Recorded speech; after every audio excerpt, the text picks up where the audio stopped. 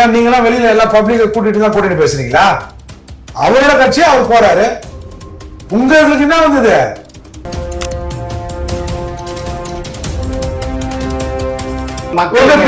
தீண்டப்படாத கட்சி இல்ல. RSS வந்து தீகா மாதிரி சமூக சேவை செய்கிற இயக்கம். ஒவ்வொரு வீதியாக ஒவ்வொரு வீடாக ஒவ்வொரு தண்ணீர் நிறுவனமும் போய் நாம வந்து RSS நல்ல இயக்கம் சொல்லணும் அப்படின்னு சொன்ன வாய் தானே உங்க வாய். அதிமுக கூட்டணிக்கு தலைமை போச்சுன்னா கட்சியை விட்டு வீட்டுக்கு போயிருவேன். நல்லது தானே பாருங்க. பாருங்க, எங்களுக்கு வந்து பாரதிய ஜனதா கட்சியோட கூட்டணி வைக்கிறது தான் எங்களுக்கு தேவை. நாங்க அதுதான் அவன் கூட்டணி வச்சாதான் எங்களுக்கு எங்க திராவிட மாடல் ஆட்சிக்கு திராவிட முன்னேற்ற கழகத்துக்கு நன்மை பயக்கும். அதுக்கு ஒரு 4-5 எம்எல்ஏ நாசமா போனவங்க நல்லது தானே. எது ஏழுங்க நாசமா போகணும் நாங்க விரும்பலங்க. இல்ல இல்ல இல்ல, அதாவது ஒரு வச்சு நீங்க என்னென்ன நாடகம் ஆனீங்க எல்லாருக்கும் தெரியுங்க ஐயா. சும்மா கதை விடாதீங்க. எவ்வளவு வித்தியாசம்? 5. ஆமா, அது ஒரு பசங்க. அது எப்போ 4 வருஷத்துக்கு முன்னாடி ஆட்சி முடிஞ்ச 4 வருஷம் நீங்க நாரி போயிருக்கீங்க. ஆட்சி நாரி போயிருக்கமா? யார் சொன்னா? கடைசியில சவுக்கு சங்கர் வீட்டுல பீய ஊத்துன வரைக்கும் நாரி தான் போயிருக்கு. அங்க தாங்களே துக்கப்பட்டு துயரப்பட்டு வெக்கப்பட்டு வேதனைப்பட்டு இந்த மாதிரி எல்லாம் நடக்குதே அப்படின்னு காவல்துறை இந்த மாதிரி கண்மூடித்தனமா செயல்பட்டு யார் சொன்ன செய்ய மாட்டோம்னு. யாருக்கு அன்னை தமிழ்? யாருக்கு அன்னை தமிழ்? காமாட்சி நாயுடுக்கு அன்னை தமிழ். அப்புறம் தமிழ் மூர்த்திக்கு அன்னை தமிழ். இவருக்கு அன்னை தெலுங்கு. கதை ஒண்ணு ஏதாவது தப்பு தப்பா ஏதாவது கேட்காதீங்க. பெரிய ஜோக்கெல்லாம் அடிக்கிறீங்க ஐயா. உங்க அம்மா கூட நீங்க என்னையா பேசுறீங்க? தமிழ்ல தான் பேசுவேன். தமிழ்ல தான் பேசுவேன். சத்தியமா நீங்க சத்தியமா எங்க அம்மா கூட நான் தமிழ்ல தான் பேசுவேன்.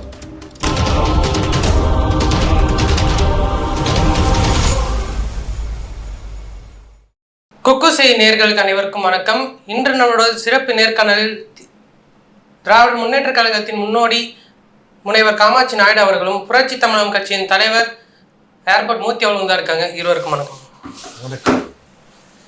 எடப்பாடி பழனிசாமி அவர்கள் அமித்ஷாவை சந்தித்து மறைமுக கூட்டணி பேச்சுவார்த்தை நடத்திருக்கிறதா ஒரு பேச்சுவார்த்தை போகுது. அது உங்க கருத்து? மயிரணிக்கு என்ன இதுல அவன் கட்சி நடத்துறது தன்னை தக்க வைத்துக் கொள்வதுக்கு தான் கட்சி நடத்துறாங்க.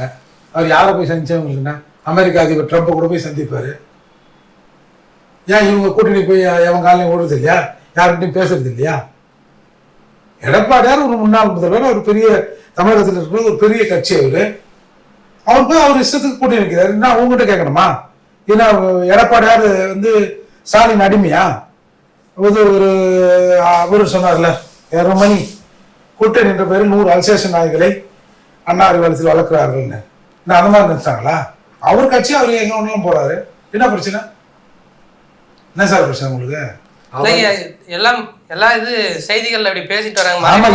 மறைமுகமா போய் ஏன் எதுக்குன்னு கேட்காம மறைமுகமா போயிட்டு அவரோட கட்சிங்க அது. ஏன் நீங்களாம் வெளியில எல்லாம் பப்ளிக்கை கூட்டிட்டு தான் கூட்டிட்டு பேசுறீங்களா? அவரோட கட்சியா அவர் போறாரு. உங்களுக்கு என்ன வந்தது? அதாவது ரொம்ப வேகமா பேசுறாரு. எதுமோ அவர் சொத்தை பறி கொடுத்த மாதிரி.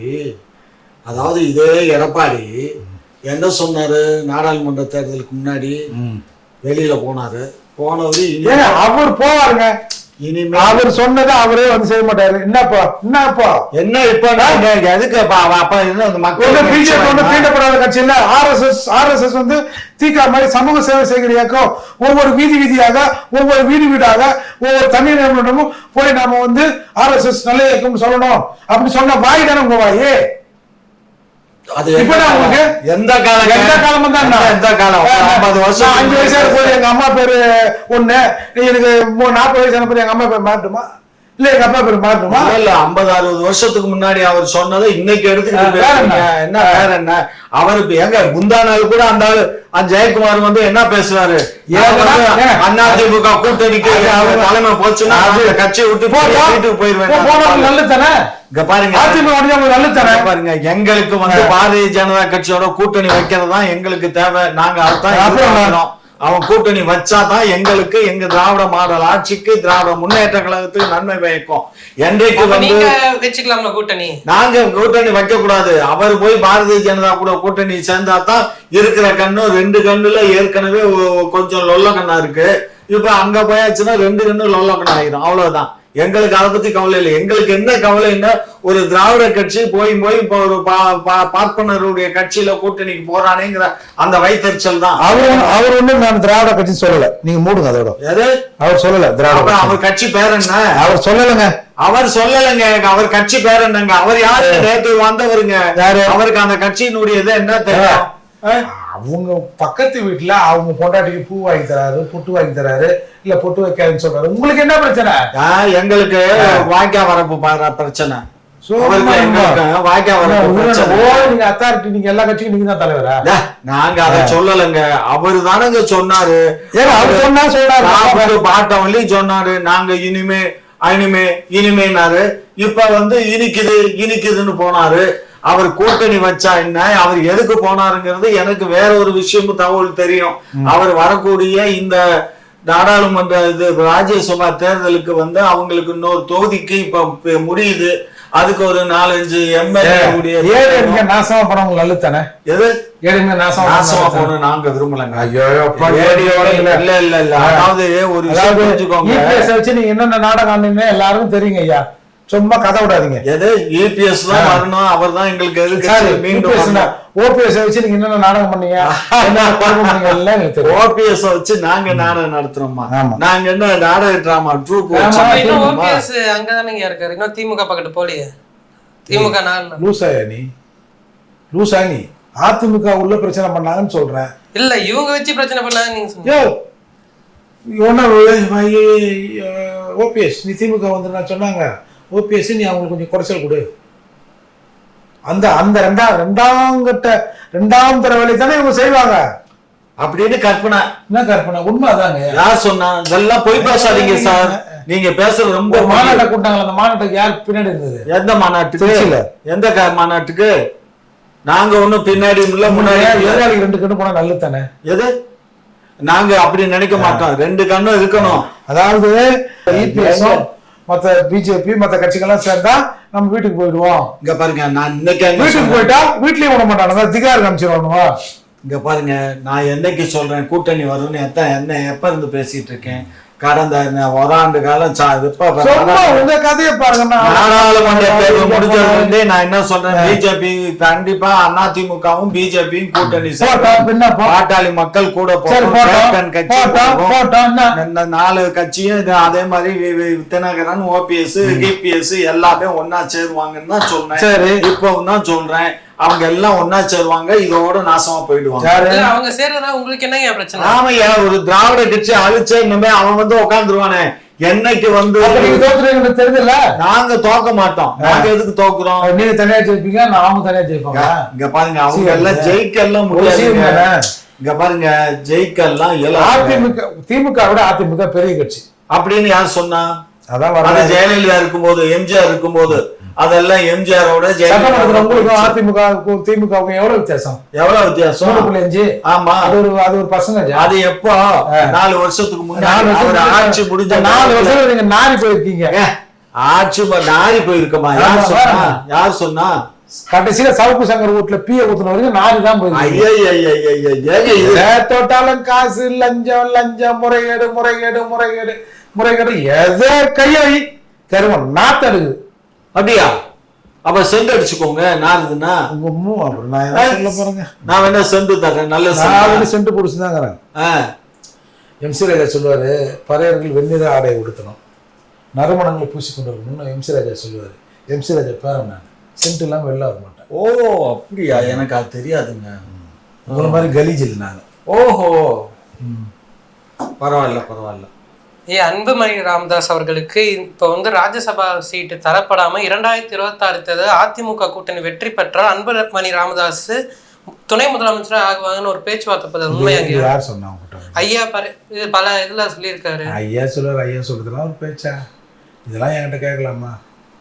அவர் எதுனாலும் சொல்லுவார். அவருக்கு என்ன ஆகுது? உனக்கு என்னப்பா, நீ என்ன வேணாலும் பேசலாம். ஏன் அவர் துணை முதலமைச்சர் ஆகிறதுக்கு இது இல்லையா? ஏங்க அது நாங்கள் பார்த்துக்கிறோங்க. அவர் முதல்வரா துணை முதல்வரா, இல்லை அவர் முதல்வரா நாங்கள் துணை முதல்வரா அப்படின்னு நாங்கள் பார்த்துக்கிறோங்க. நீங்க யாருங்க பாக்குறதுக்கு? எல்லாம் ஒன்றா நிற்கிறோம். இப்போ பெரும் சாதி வன்னியரும் பறையரும் வட தமிழ் பெரும் சாதி ரெண்டு பேரும் ஒன்றா நிற்கிறோம். இந்த கேப்ல நீங்க எவனுங்க போட முடியாது. ஓ, அப்ப நீங்க இப்ப துணை முதலமைச்சர்? ஆமா ஆமா ஆமா. தமிழகத்தில் 2026 ஒரு பட்டியல் சமூகத்திலிருந்து ஒருத்தர் துணை முதலமைச்சர் போதுமா? அது ஏர்போர்ட் மூர்த்தி துணை முதலமைச்சர். ஆமா, வாழ்த்துக்கள். ஆமா, சாவுங்க வாழ்த்துக்கள். சாவுங்க. நாங்க என்ன மஸ்துக்கு சாவணும்? வயிறு சாவுங்க. நாங்க வயிறு எல்லாம் எரிய மாட்டோம், நாங்க வாழ்த்துவோம். அவ்வளவு பெரிய பட்டியல் இனத்தை சேர்ந்த ஒருத்தர் அவ்வளவு பெரிய இயக்கம் திருமாவளவன் அள விட்டீங்கல்ல.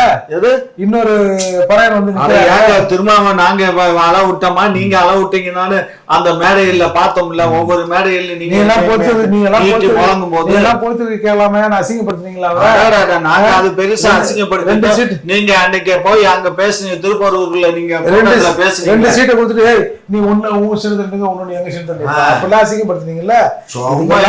இதுக்கெல்லாம் ஆப்பு இருக்குயா. பாப்போம், பொறுத்து இருந்து பாப்போம் யார் யார் வீட்டுல என்ன வருதுன்னு பாப்போம். ஏன் ஒரு பட்டியல் சமூகத்தின துணை முதலமைச்சராக வாழ்த்து சொல்ற நீங்க உங்க ஆட்சியில ஏங்க ஒரு பட்டியல் சமூகத்தின துணை முதலமைச்சர் ஆக்க மாட்டிருக்கீங்க? நான் என்ன சீஃப் மினிஸ்டர் இல்ல நான் கட்சிக்கு தலைவரா? நான் தொண்டம். சொல்லுங்க. எங்க கட்சியில வந்து எங்களுக்கு வந்து நாங்க கொடுக்கணும் கொடுக்க கூடாதுங்கிறது அது எங்க முதலமைச்சருடையது. அதனால எங்க முதலமைச்சர் தான் முடிவு பண்ணுவாங்க. நீங்க ஒரு பரிந்துரை பண்ணலாம்ல? அதெல்லாம் நம்ம பேசுறோம்ல, இதை அவங்களுக்கு போகும் கேட்கிறாராம், சிஎம் கேட்கிறாராம். நான் பேசுறதெல்லாம் போட்டு வேற வேலையே இல்லையா அவருக்கு? வேலை இருக்கும் இல்லையா? நாட்டுல எவ்வளவு வேலை இருக்குது அதை போய் செய்யணும். பார்க்கத்தான் செய்யறாரு. ஐயா, இந்த ஒரு மாதத்துல திமுகவோட ஆட்சியில 37 கொலைகள் நடந்திருக்கு. அதை பத்தி நீங்க என்ன கருத்து தெரிவிக்கிறீங்க? 7 கோடி பேர்ல 30 பேர் தான் சேர்த்துக்கிறான். Happy happy. அது உங்களோட ஆட்சி சாதனையா நீங்க நினைக்கிறீங்களா? பஸ்ல போனா 4 பேர் சாவறான், சாயத்தை வச்சு 40 பேர் சாவறான், ட்ரெயின் ஆக்சிடென்ட் சாவறான். அதெல்லாம் பெருசா சொல்ல மாட்டீங்க. ஏதோ 10 சொல்லல. அவன் ஒரு கோழி செத்து இருக்கு, அது செத்து இருக்கு, இது செத்து இருக்கு, ஒரு சின்ன ஈ செத்து தான் அவனுக்கு பிரச்சனைன்ற மாதிரி எவ்வளவு பேர் இருக்கிறான். அதுல கொஞ்சம் தானே செத்தான் அவங்கயா. எதக்காலம் பாரு இல்ல உங்க ஆட்சியில நடந்திருக்கு. அது உங்க ஆட்சியோட சாதனையா பாக்குறீங்களா? ஆட்சியுடைய சாதனை என்ன அறிவு இருக்கு அவனுக்கு? எங்க ஆட்சியினுடைய சாதனை நாங்க சொல்லுவோமா? எங்க நாங்களே துக்கப்பட்டு துயரப்பட்டு வெக்கப்பட்டு வேதனைப்பட்டு இந்த மாதிரி எல்லாம் நடக்குதே அப்படின்னு காவல்துறை இந்த மாதிரி கண்மூடித்தனமா செயல்பட்டு இருக்கேன்னு நாங்க வருத்தப்பட்டு பத்தி நீ தவறா பேசுற. அவரு அதுக்கு மேல ஒத்து ஊதுறாரு. இது என்ன 2 பேரும் கூட்டு கலவாணியா? ஆமா ஆமா. ஏன்னா எனத்தோட சேர்ந்து கலவாணிக்கு யாரை பார்த்தாலும் கலவாணி மாதிரி தானே. ஆமா ஆமா. இந்த ஒரு மாதத்துல 37 கொலைனா இந்த 4 வருஷத்துல எத்தனை கொலை நடந்திருக்கும்? நீ பங்கு வைக்கணுமா? இல்ல கேக்குறேன், உங்க ஆட்சியில இவ்வளவு கொள்ளை 1 மணி நேரத்துல 7 இடத்துல செயின் பறிப்பு நடந்திருக்கு. இப்படி சட்ட ஒழுங்கு ரொம்ப சீர்கேடா இருக்கு உங்க ஆட்சியில தான். அப்படியா? ஆமாங்கய்யா. தெரியாதுங்க உங்களுக்கு? என்கவுண்டர் நடந்தது தெரியுமா? 7 பேரு செயின் 7 இடத்துல பறிச்சான். செயின் பறிச்சவனு விமானத்துல ஏறி உக்காந்தவன 2 விமானத்துல தனித்தனியா, ஒருத்தர் மும்பை விமானத்துல இருந்தா, ஒருத்தர் ஹைதராபாத் விமானத்துல இருந்தா. 2 வயலையும் குடிச்சு கொண்டுட்டு வந்தாச்சு. 3வது ஒரு வயலையும் குடிச்சோம். ஒரு பய தப்பிச்சோட நினைச்சா அவன் ரயில்ல ஒருத்தனை ரயில்வே ஸ்டேஷன்ல இருந்து அவனை போட்டு தள்ளியாச்சு. இதுக்கு மேல என்னங்கடா செயின் அர்த்தீங்கல்ல? ஆமா. அந்த நேரத்தில் அந்த பெண்கள் பரிதவித்த கஷ்டம், அவர்கள் குடும்பங்கள் பரிதவித்த தவிப்பு, அந்த சம்பவத்தை பார்த்தவர்கள் பரிதவித்தது, இது எல்லாம் என்கவுண்டர் மருந்தாயிடுமா சார்? இதெல்லாம் வாஸ்தவம் தான். அதுக்கு என்ன சார் பண்ண முடியும்? நடக்கும். ஆட்சி பண்ணுவோம். ஆட்சி நல்ல ஆட்சி தாங்க நடக்குது. ஏங்க நீங்க நல்ல ஆட்சின்னு மட்டும் சொல்லாதீங்க. நாறு போன ஆட்சின்னு எல்லாரும் பேசிட்டுங்கிறாங்க. நாரி போச்சா? ஏங்க சவுக்கு சங்கர் வீட்டுல ஏதோ ஒரு நாய் தவறு பண்ணுச்சுன்னா அதுக்காக நாங்க தான் நாரி போச்சா? எங்க ஆட்சி நாரி போச்சுன்றீங்க. எங்க ஆட்சி மாதிரி ஒரு நல்ல ஆட்சி, தூய்மையான ஆட்சி, மக்களுக்கான ஆட்சி. இந்த ஆட்சியை நீங்க தவறா பேசாதீங்க ஐயா. சொல்லுங்க நேருங்க ஐயா. நீங்க என்ன நீ சொல்லுங்க நேருங்க, அவ்வளவுதான். சரி, இதே நேரத்துலதான் சீமான் அவர்கள் எக்ஸ்தலத்துல பதிவிட்டு இருக்காரு. 4 ஆண்டு திமுக ஆட்சியின் சாதனை சவுக்க சங்கர வீடே சாட்சின்னு சொல்லி போட்டிருக்காரு. அப்படியா? ஆமாங்கய்யா. ஓ, அவர் போடுவாரு. மாப்பிள்ள சார் இருக்காரு, அவரு ரொம்ப தூக்கலா தான் பேசுவாரு. அவருடைய நண்பர் அதுக்கு மேல தூக்கலா பேசுவாரு. இப்ப இருக்காரு தம்பியா? இப்ப என்னத்தை ரொம்ப தேடிட்டே உட்காந்துருக்கீங்க? யாரை தேடுறீங்க? சட்டமன்றத்துல கர்நாடகத்துல ஒருத்தன் பார்த்துட்டு இருந்த மாதிரி பாக்குறீங்க.